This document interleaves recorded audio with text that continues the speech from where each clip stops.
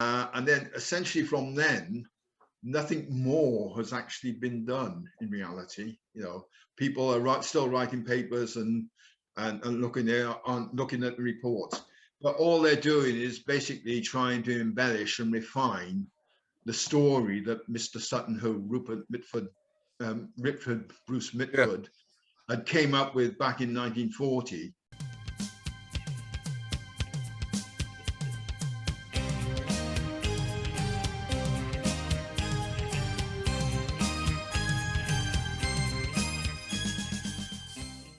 Yeah. Okay. Well, we're back here now to our ghostly ship. As I said, there's not one piece of wood left in that. Now, what Rupert would have seen is it's a bit like Crocodile Dundee. Call that a knife, because they said, "This is a boat. What you got isn't." Now, this is the Ozempic ship burial. It's a later one. It's a Viking one, but you can see the state that one was. This is excavated in 1904, 1905 in the photograph. Right.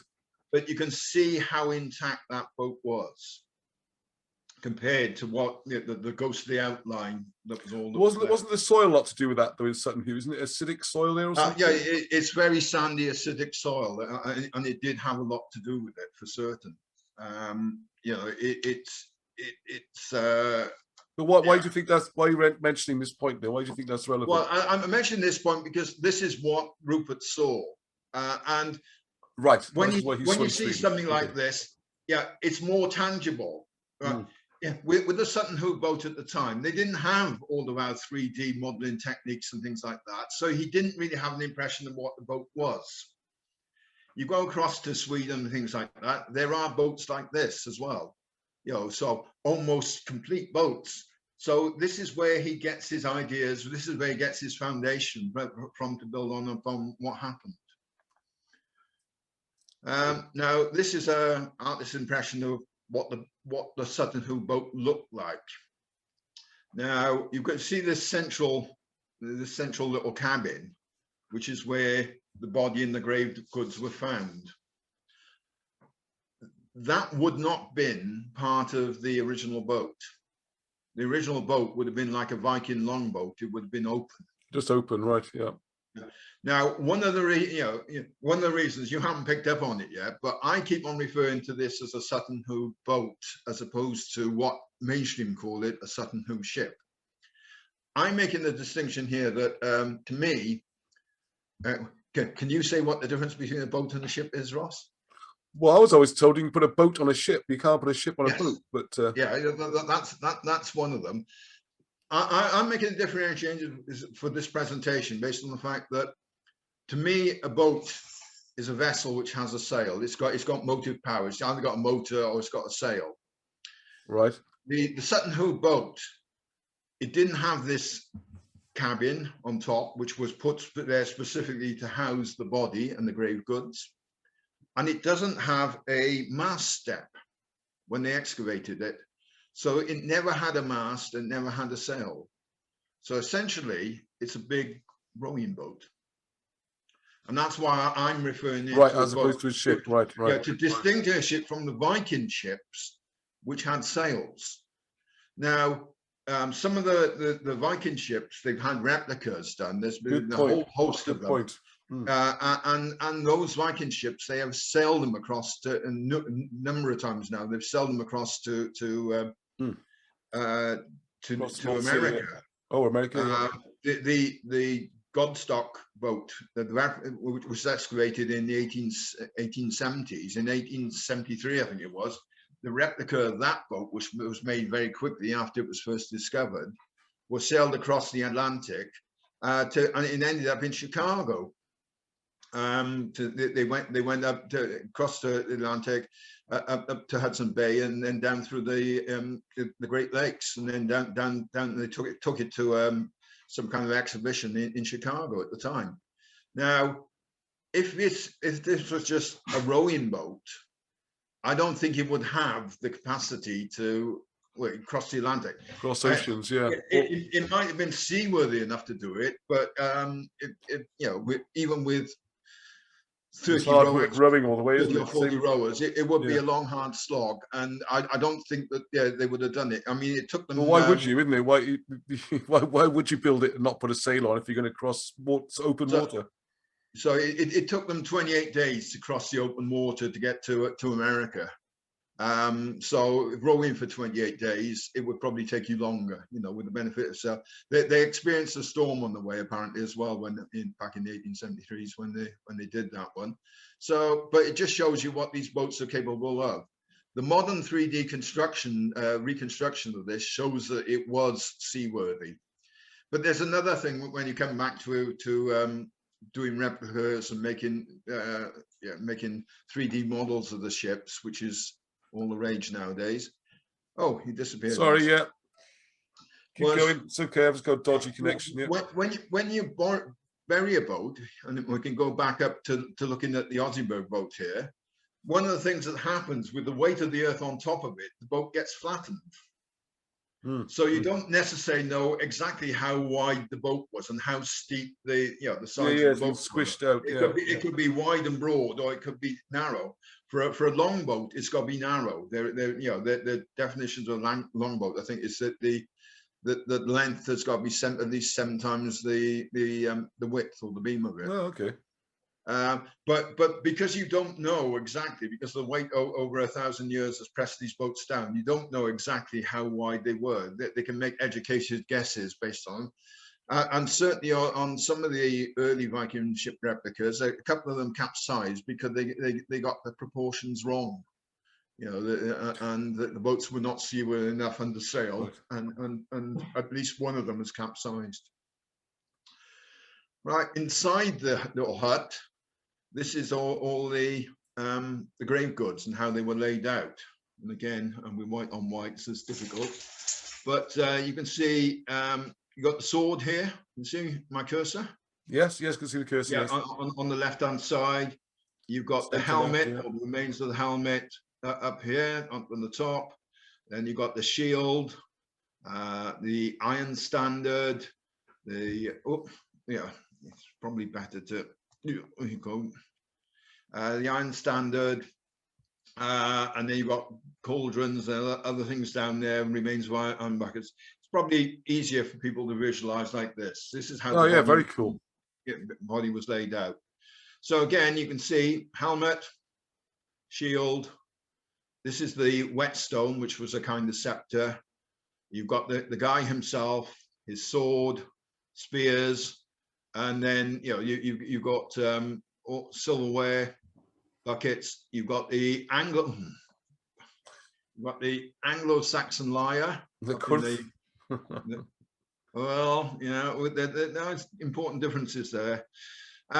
One of the important things we'll get on to the kurth. We go on to the items individually later, won't we? But carry on, yes. Yeah. One of the important things to notice on this is a modern drawing, and I can tell it's a modern drawing. Can you? Right. No. It comes down to the sword. The sword on this drawing is shown on the right hand side of the body, as you were. Yes, I know what you're referring to now. Yes. Right hand side. The sword is normally placed in these burials on the left hand side, and we know as we go through with some of the grave goods, we know that the person was buried was left handed, and the sword as it. Well, at least he fought left handed. Yeah. No, we know he was left-handed. Well, you know he fought left-handed. Pardon? You know he fought left-handed. No, he was left-handed, so he would have used his sword and fought left-handed. And we know that for certain, and we discuss how we know that. No, I'd say, okay, it doesn't matter. But I know that this is a later drawing, rather one of the early drawings is showing how it is, because the sword has moved position from the left-hand side where it would be if you were right-handed, reaching across your body to get it. It's on his right-hand side, so his left hand has to reach over his body to get it. And then finally we come to there have been other excavations there in 1965 to 1967. Rupert, Mr. Sutton Hoo, did further investigations at Mound 1. redug out the boat. Yeah, 'cause didn't it take Rupert 30 odd years to produce one report, wasn't it? Well, yeah, we'll come to that. Nice job, that. Yeah, go on. Yeah. But yeah, so there've been other excavations there. They re-excavated the Sutton Hoo boat in the 1965 to 67. Then they took a plaster cast of it, and from that plaster cast they made a fiberglass replica, is what you can see at Sutton Hoo today. And then they dug up the remains of the boat to see what was underneath it. Therefore, they completely destroyed the boat as was found. There is nothing left today of that boat for anyone to study. Yeah, they didn't just imagine if Basil had done that. Imagine he'd been slaughtered, wouldn't he? Oh, he wouldn't have been slaughtered. But there's nothing. They didn't like do half the boat or a third of the boat and leave the rest in place. Yeah. They just took it all out because or even a trench, perhaps, or something. Yeah. Yeah. That's how I would envisage it. They would have taken a wide trench through the middle of it or something like that to find out down till they hit something. Yeah. But they didn't. The whole boat now has disappeared. It can no longer be studied. And so when was this? Sorry, when was this particular dig? This was 1965 to 67. So that's in the 60s. Yeah. And then we come then to the publications. Bearing in mind that so Rupert had been put in charge of this in 1944. He put out a brief publication in 1944, I think it was. 1947. Sorry, there was a provisional guide issued, a brief report again by Mr. Sutton Hoo, Rupert himself. And then he started working on the evaluation work, the interpretation work, reconstruction work, etc., etc. And then it wasn't until 1975 that his first volume on report on the dig came out. That was followed in 1978 by volume 2, and then in 1983 there were volumes 3 and 4. So it's 40 years later before people could actually begin to see detailed reports of this. And apart from the small number of academics which Rupert was letting look at it, and he was bringing in experts, as he would do, he'd bring in coin experts, sword experts, etc. Yeah. But they were people that he determined who could see it. You and I could say, I want to see it because I have an idea that this isn't Anglo-Saxon. And he would have said, the door is there, he closed it on the way out. Well, this happens all too often, unfortunately, doesn't it? This kind of thing. You get a big, I mean, I don't want to distract too much, but I mean, when they found Nag Hammadi scrolls, the Dead Sea Scrolls, no one could see those for 40 years. And by the time you could see them, interest had died down and theories had been accepted. And it was as if it all had been worked out when nothing had happened. Exactly, and what it means is independent researchers can't look at it, and by the time that the story is put out there, the narrative is out there, it's in concrete. You've got a budget-heavy object, then, haven't you, rather than starting from an open field. Then everyone is just going to look here. Look, here's the 3 volumes of Sutton Hoo. This tells you a complete story. End of. Move along, yeah. Yeah. Now, these were the 1985-86 excavations, and on this left-hand side, this is the Mound 2 boat that Basil originally discovered and reburied in 1938. Yeah, he reburied it perfectly, didn't he? Yeah, it was undamaged. Yeah, and what you can see in the center, where this guy is here, is there's a rectangular burial chamber. And this is coming back to what they said in 1985, was that there was a burial chamber dug in the ground, the body, grave goods put in it, then the boat dragged over the top of it, and then all earth mounded over the top and to form a mound. So there was no body or grave goods found in the boat itself. And they only found a few remnants, a piece of glass and a couple of bits and pieces, because it'd been robbed in antiquity. But looking at Basil's drawing, it's quite clear that the boat was put into the ground. So if they dug this chamber below it, they also dug out to put the boat in. And again, if you think about burying a boat, it would make sense to put it into some kind of hole. Otherwise, if you just drag it on the ground, you've got to support it without it falling over. So I'm sure that they made a boat-shaped impression in the ground to drag it into, even if it wasn't as deep as they did for the Sutton Hoo burial. And then on the right-hand side, we've got some interesting plaster casts of sand bodies. These were found in the 1988 excavations, which were around the mounds. They were looking at the areas around the mounds, and they found 37 bodies.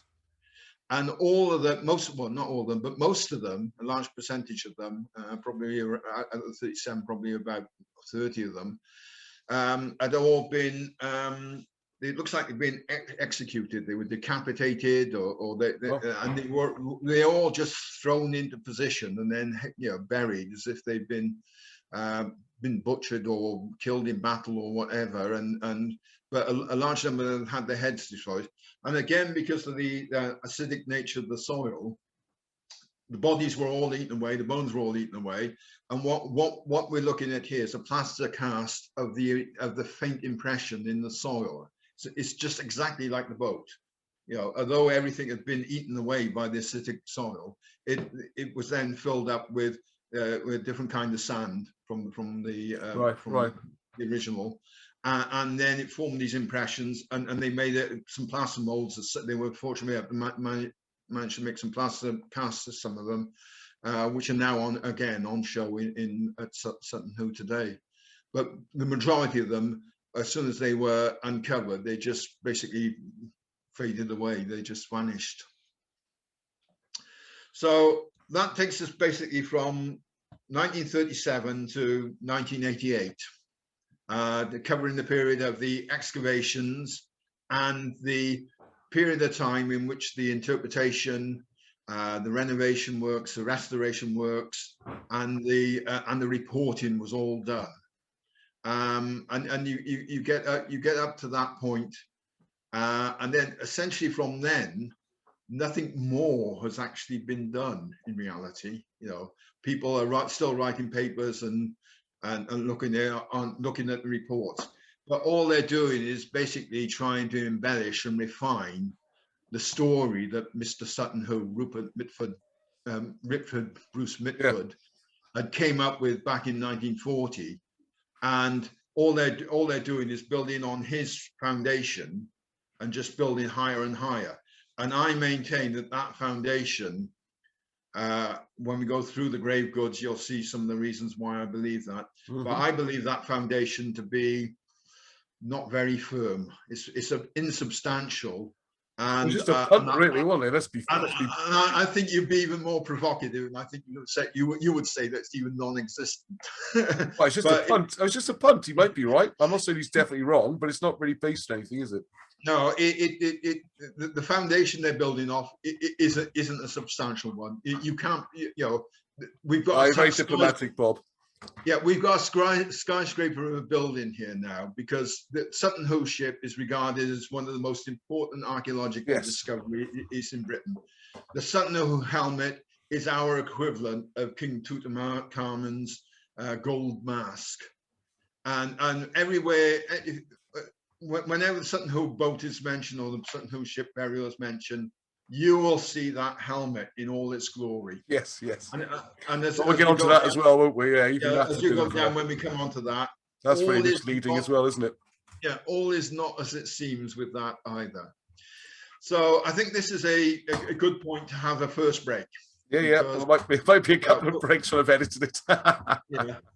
I agree totally. And the point I'd like to get across, the history, and then we're going to get now on to the we're giving you a detail of what's gone on and how we've got to where we are today, and then we're going to delve now into the grave goods and get a little bit more detail of the interpretation that's happened. Excellent. Good work, Bob. Thank you very much indeed. Right. Thank you for watching the video. I hope you enjoyed that and found it informative. Britain's Hidden History Group has so much more going on our YouTube channel. The one you're watching now, there's a live stream, 8 o'clock UK time every Sunday. We speak to people like Wilson and Blackett, reprint their old books and help produce new ones. We go researching for the tops of mountains all the way down to the bottoms of caves. busily recording the books. You can listen to them as well and looking at mysteries and working out what we're not being taught in schools and preserving it, because the physical and written evidence is rapidly disappearing. You can also find out how to read ancient writing and hieroglyphs using the Welsh language. It's amazing. There's a Facebook group where this is being discussed. Along with a website, you can buy the books and help us. Also, as you can see, there's now a Patreon page where just a few pounds a month will make all the difference in trying to keep the project going and preserve this history for future generations, and also to find out for ourselves what is going on, what is Britain's hidden history. So until the next time, Heddiw!